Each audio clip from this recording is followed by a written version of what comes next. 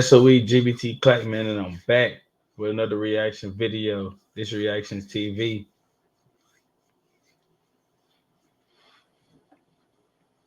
Let's get into it though, man. But check this out though. Man, look, man, if you don't like how I run my channel, don't watch my videos, man. Period. Is that I appreciate the comments, let me know. Oh, don't you know what I'm saying? Why you walking away from the camera so long? Whoop the whoop. And then stay off my shit. Don't watch it. I mean,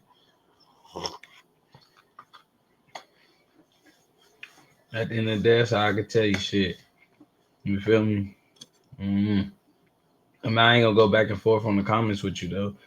You know about no bullshit like that. Come on now, get out of here, bro. But check this out though. We got LA Capone, man. They saying they know the reason why he got killed, man. I mean, there's probably plenty of reasons LA got killed, man. Shit, he said in this music, like I said. First of all, we're gonna say shout out to LA, man. You know what I'm saying? RIP, shout out to him, man. Shout out to his family, man. You feel me? He was a good artist. Great artist. Shit. You know what I'm saying? Life to live, shit. Who knows, shit, 2020, you know what I'm saying? 2020 to 2024, shit. LA Capone shit probably be hot right now, bro. In 2024 right now, LA Capone be hot. You feel me? I was listening to him back in 2015, 2014 and shit. So, man, he was fire. I ain't gonna count. It was, you know what I'm saying? By then, shit, I still listen to him to this day. I got a couple of his, you know what I'm saying, music songs downloaded on my phone. You feel me? He used to have a nigga on some crazy shit. Yeah. But shout out to LA. You feel me? RIP, my nigga, man. You know what I'm saying? Yeah. Rap legend. He a rap legend for sure. Gotta put him in there. He a rap legend for sure, man. We got to put him in there. You feel me? His bars was definitely up there. We gonna put him up there though. But let's get into the video though, man. I ain't gonna do no more talking though.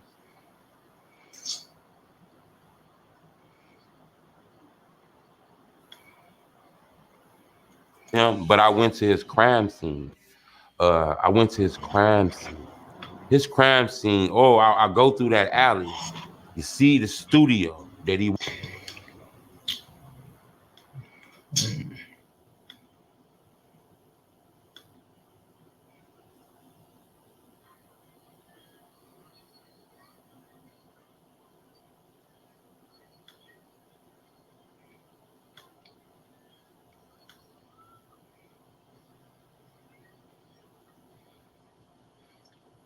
My fault. We're gonna get into it though. My fault, man. He walked out of. You see the back entrance of the studio that he walked out of. You see where the guys was waiting for him at the corner and shit. When I guess he waiting for his ride to pick him up. Right now, he would have been a star, but he was back door. In my opinion, he was back door. They set him up. He went to go record a song. He walked out the studio. His opposition went down there and shit, and you know, basically, long story short, the doctors came out with the news, and they told me, and it just got ugly from like that. Wow, LA Capone was more than just a rapper. He was a beacon of hope for the younger kids on the streets of Chicago. But behind the scenes, a darker story is filled with betrayal, jealousy, and danger. But how does a young legend in the making go from lighting up the studio to being tragically taken out by those close to him? Bro was just on his way to lighting up music, but his ops were waiting for him. In this video, we'll dive deep into LA Capone, the rapper backdoored by the people he trusted. Every college student needs to have Grammarly in their life. If you didn't know, Grammarly is an AI writing partner that helps students with their writing from beginning to end so that they can get.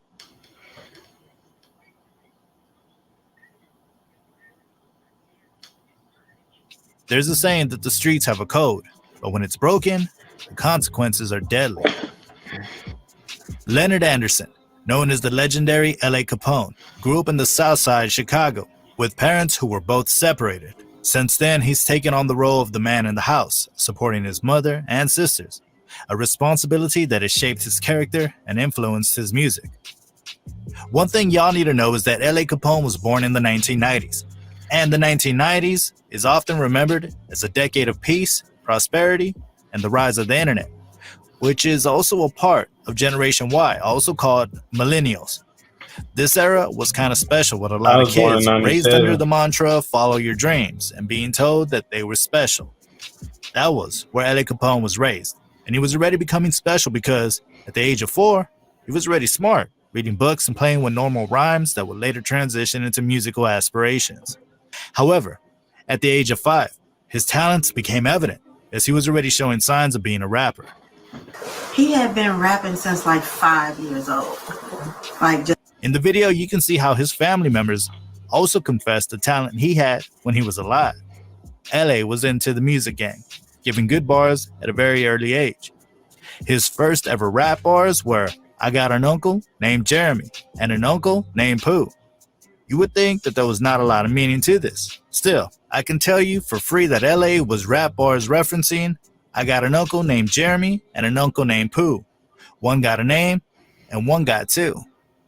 There's a glimpse into his life and the personal connections he had with family members. These lines reflect how, like many young men in Chicago, family ties often played a significant role in shaping their lives in the home and in the streets of Chicago. At that time, he was still fresh and very young, without affiliations with any gang. So his mom decided that he should stay a while with his dad because she felt it was the right thing to do growing up with his father around him, coupled with a lot of advice and support. So for 5 years, LA was with his dad in Atlanta. Moving out there, LA got to see a different world and experience life differently. He was making friends with families deeply into the hip-hop game, like T.I. and Wayne's daughters, who had their group, the OMG Girls. And he used to be with the OMG Girls. Those girls was those was some of his friends that he hung with. OMG. Yeah, you remember OMG Girls, T.I. and Tiny Daughter? Oh! Yeah. Yep. Oh, Lil Wayne daughter and Tiny T. Yeah. During his stay with his dad, Bro attended a school to achieve his honors. He was also an MVP football star in his school days. Check them out. Here are different photos of him. It was around the 8th grade when he experienced the big loss when he lost his dad. LA was so pained that he had to return to his mom's side. At that moment, he was around 12 years old, with the shock of losing his dad. I believe that LA was going crazy like that. So like me and her was together the day before this, and she like, "So you mean to tell me this your little nephew?" Because I gotta listen to the music. I'm like, "Yeah, we finna go kick it with him." Cause like, matter of fact, that weekend probably. In the video, you can see that LA Capone was all dripping with his trademark clothes on after losing his father. However, it was during that period that LA lost connection with the trenches before going to meet his mother because he started making close ties with Lil Durk and eventually joined the famed Black Disciples gang, which had rappers like Chief Keef and Lil Durk. During this period, he showed his true self as a little kid coming out from the trenches, letting Capone's presence be felt. This was when LA started going deep. His rap bars became crazier, and his ties to the streets were growing deeper. However, before he developed an interest in rap music, he had already been listening to drill music. To those who don't know what drill music is, it originated in Chicago and deals with the day-to-day lives of gang members. Since the lyrics are often based on drugs and violence, drill can often fascinate youngsters. Young Capone, too, was inspired by the gangster lifestyle. He started rolling with guys like Rondo No. 9 and Tay 600 and his crew, who were like his close homies, tagged as ride-or-die partners. You know they drumming. Can't wait till the B-Rolls come home, bro. Won't be on dummy. 3D Rolls. That's enough, man. Man. Just get the one we got coming, man. 600, man. Rondo, man. Get it to him, man. Get it to him, bitch. Take squad, man. Let's remove what LA got himself involved in from his music career. You would see that if LA focused on music and not had to set his feet in the streets, he would have been the talk of the town to date because he was talented in the rap game. However, once you belong to the streets will always come for you. That was what LA got himself into because he was now fully engrossed in the streets, making it his second home. He started putting more effort into his music. Together, it seemed like he and Rondo were on track to follow in the same footsteps as Chief Keef and Lil Durk, who were quickly becoming the two biggest stars from Chicago. Everyone knew that LA was going to explode because of his popularity and well-being in the hood. With this, LA started gaining prominence as a social media star, and his official Instagram account gathered more than 100,000 followers. It was the moment he started making music under the name LA Capone, referencing the famous Chicago gangster, Al Capone. LA's first recorded song featured the track Grimy with Rondo No. 9 and King Bruce, produced by Lex Luger. Rondo was already creating a buzz in the city with his hard flow and reputation in the streets. But as soon as LA hopped on the track with him, it was clear he also had the talent to make it far in the rap game. From there, LA released his first music video, Murder. His entire gang was in the video, as the music was also about trolling his ops, letting them know this was not the only video he released or was featured, because at that point, he was filled with rap bars. So he released another track titled Some More, featuring Huncho Hoodo. His music videos to his social media posts. LA Capone displayed his lifestyle, which included his love for smoking marijuana. He was also inspired by the gangster lifestyle, which was reflected in many of his songs. At first, his mother never believed he was damn serious about becoming a rapper, but as soon as she listened to one of his tracks, 600, LA was evident enough in his bars to prove to his mom that that's what he wanted. 600, when I heard it, I was like, oh yeah, he for real.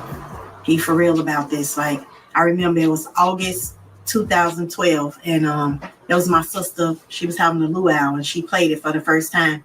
And I was like, okay, you know, he for real. Like, he got some talent. All right, okay. And yeah, that's when I really started, like, really getting into it and, like, listening and paying more attention to what he was really. Even back then, his uncle would pay for studio sessions for LA. He would hop into the beat with his rhymes and hard bars. As his fame began to grow, so did his lifestyle, which also came with consequences, because in September 2012, LA Capone got shot for the first time. His homie Tay 600 was with him when it all happened. According to the reports, Tay was hanging out around the block with LA and some ninjas. They were all with their guns. That day was so hot that they decided to walk around, leaving some folks behind.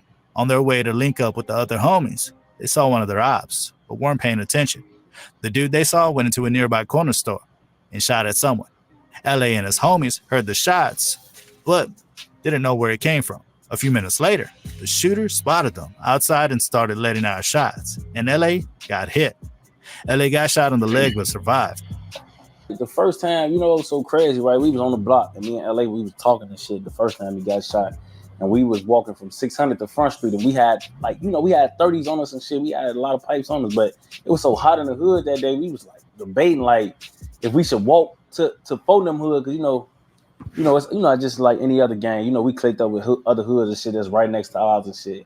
So we from 600, and, you know, we clicked up with Front Street. That's where Fredo Santana from, you know.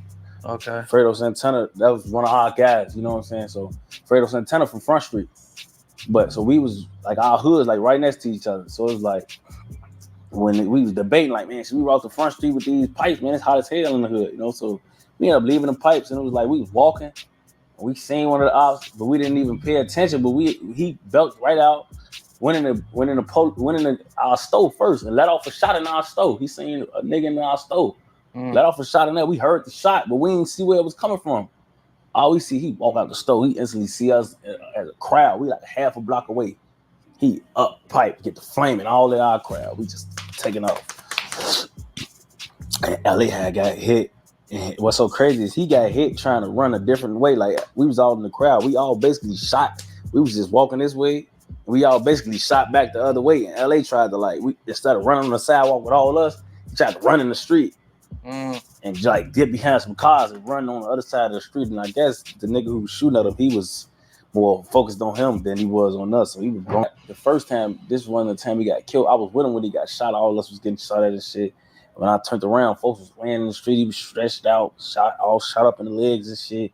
He was just right there. When he was talking the whole time, I'm just standing up over him. He like, bro, this shit hurt. Cause that was the first time I ever like seen one of my homies get shot, and they was just like so chill about the shit.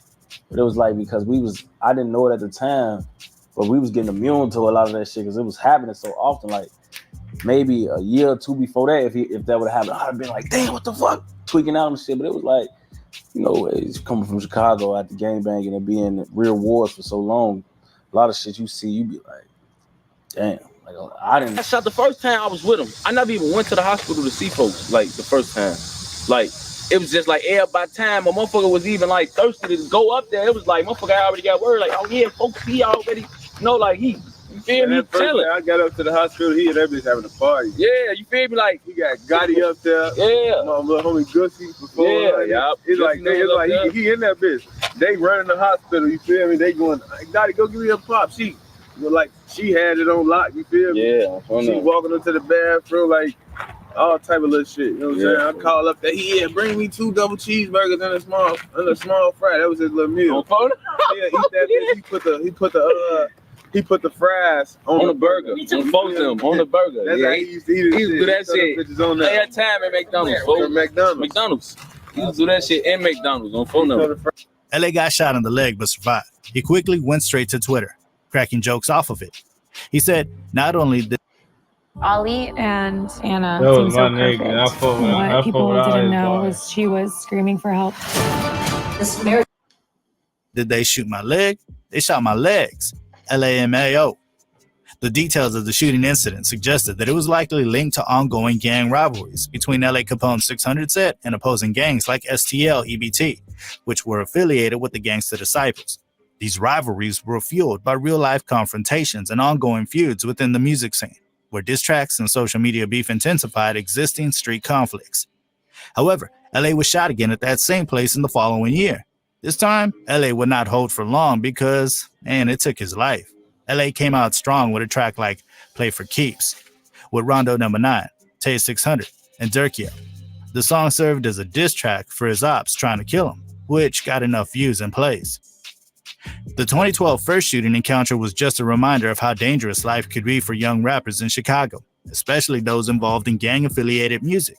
It also highlighted the blurred line between entertainment and real-life violence in the drill scene, where lyrics often directly addressed ongoing conflicts, making artists like LA Capone targets for retribution.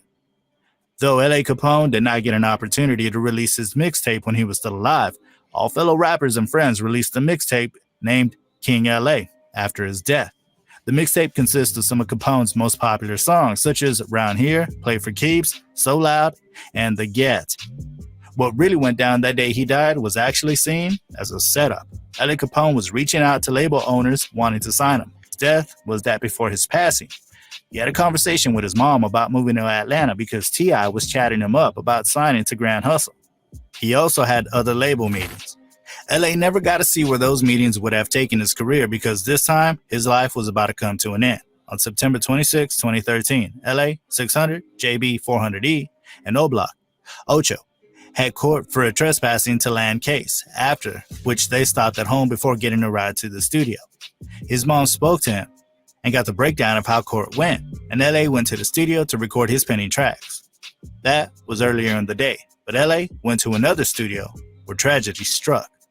LA's uncle, Bleak Capone, discussed with the guy who owns the studio, and they agreed not to let LA come through because they suspected some other guys were about to get into some drama with LA. So I pick up, like, we gonna go kick with LA today. You know what I'm saying? Mm-hmm. I go pick him up, it's probably like 8 o'clock. I call this dude at the studio. Now me and him had this was really crazy about it. Me and this dude had an agreement, like, don't never let my nephew come to this studio when somebody else here. Because it had already. Even before that day, LA called his homie to come through, but he wasn't picking up his phone the whole time. But later that day, they talked, and he told him not to come because other people were there. LA's goal was to release his mixtape on November 1st, so he wanted to record the song Brother to send a dirt. Okay, I called. Bam, he broke. Y'all probably ain't gonna want to come here. I mean, he like, I know you ain't gonna want to come here. There's other people here. I'm gonna call you back like 9:30. LA geeking though to get to the studio. He like, man, I gotta get this song did. I gotta get this song did and send it to Dirk. My tape gonna come out on the 1st. You know what I'm saying? This the 25th. You feel me? He's trying to get his shit ready for the 1st. And this is Brother. The following day on the 26th, the dude called, telling LA to come for his pending studio session. Still, what's strange is that when LA got there, other people were at the studio too, on the normal ground. Previously, he would leave or wait until they were done, but it went differently this time. Bleak's original plan was to stay with LA in the studio, But his things turned out differently. He had to leave and come back later, leaving LA alone with who knows. But if he had stayed, things might have turned out different. I was gonna go to the Hostage studio with him. The nigga, he go upstairs. He up there for like 15 minutes, got me just downstairs waiting. I'm like, damn, bro, what's up? You ain't gonna call and tell a nigga. He like, oh man. Now he tell me like, it's niggas up here. Like, you probably don't want to come bring the little chick up here or whatever. You feel me? He like, I'm just gonna call you tomorrow. LA was in the studio for about 2.5 to 3 hours long. Lil Mick, Rockhead, and Mako, 051 Young Money, were hanging together at a barbecue on 51st and Prairie. A few minutes later, Rockhead received a phone call from 757 Hard Knock telling him that LA was at the studio dissing 051 Young Money in his song. They decided to kill him and get back for Fats, 051. They contacted Big A and met him at a gas station on 67th and Stony Isle. They split up and drove to the studio in 2 separate vehicles. Both cars parked a few houses from the studio, one on each end of the alley. They parked for about 20 to 30 minutes, waiting for LA to leave the studio. LA was done recording, so he called JB Bin Laden, his homie, to have them move together. Not too long after, JB came through and decided to leave from the back of the studio and sit on the steps leading down to the parking lot. LA got up and walked to the alley on a phone call, presumably looking for a ride, while Bleak stayed on the steps. They used the steps of the studio. LA got killed coming out of this door right here. Back door of the studio, one room. He had got finished recording. Brothers stepped down these stairs and walked into that alley. Lil Mick saw LA walking into the alley wearing a black hoodie. Then he got out the car and threw shots at LA, shooting him twice. One in the right lower back, which lodged above his kidney, and the other in his right upper rear thigh and came out of his right inner groin. Before the whole thing started, JB saw the ops creeping out of his car and tried to warn LA, but they had already shot him 2 times. Court.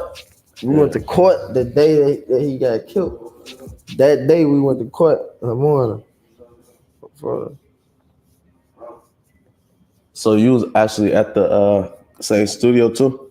At that? Yeah, I don't know. So what happened? Like, when did y'all end up separating? We ain't not really separated until he walked off the court, I think. Yeah.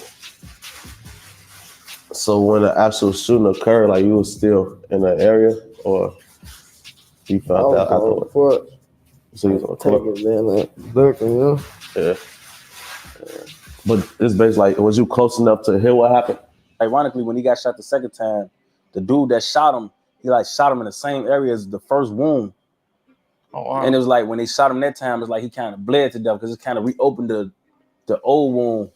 You know, the bullet was still in him from the first time he got shot, so it kind of like triggered some whole other shit when he got shot the next time, and he basically like bled out. They couldn't stop the LA hit the ground. Lil Mick proceeded to stand over LA when it appeared that his gun had run out of bullets. He fled up north the alley and returned to the car. Then both vehicles drove away. JB got up and ran to LA trying to help him, screaming, "Bro, you good, bro?" LA knew this time he wasn't going to make it because he said the words, "Bro, tell my mom and them I love them. I don't think I'm going to make it." I'm mad as hell. Then like I asked JB, like, JB, was he talking? JB like, yeah, he was talking. That made me feel good. But then when JB was like, he said, like, bro, tell my mom and them I love them, bro. I don't think I'm gonna make it. You feel me? Like that completely threw me off.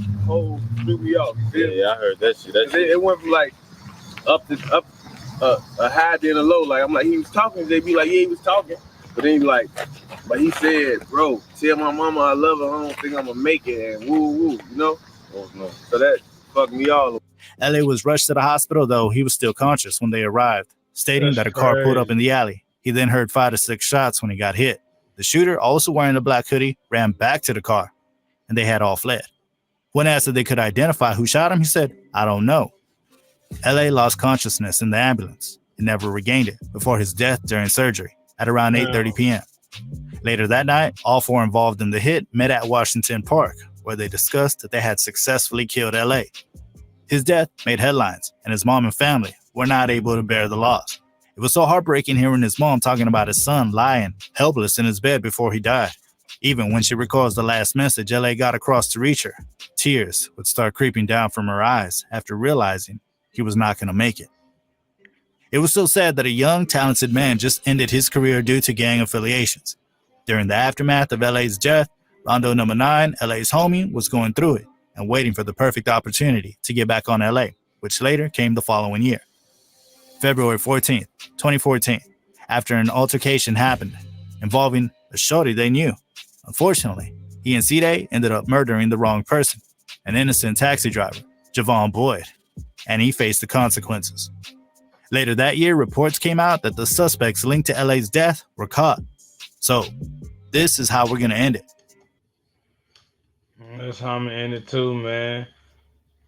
There's a lot of y'all watching my videos, man. It's a lot of y'all watching my videos, man. But it's a lot of y'all that's watching it, man, that ain't subscribed to my videos, man. Come on, man. It's free. Just hit the button. Subscribe for me. You feel me? You know what I'm saying? That's tragic, though, man. I ain't know that's what happened to LA Capone, man. But shit, man. So my heart go out to his family, bro. He was that nigga, bro. I fuck with LA, and he's my favorite rapper till the day. I still listen to this shit, bro. That's so loud. That play for Keith. You feel me? Yeah. I fuck with that shit, man. Fuck with his shit, man. He would have been somebody, bro. For sure. So technically, I don't even know if it was a back door for real because shit, you know what I'm saying? If he wouldn't have dissed nobody, shit, them niggas that wouldn't have called nobody and told nobody that they was dissing whoop the whoop. But you know what I'm saying? You know what I'm saying? He went back door by no homies and nothing. So I don't consider that back door. But all right, man, it's global.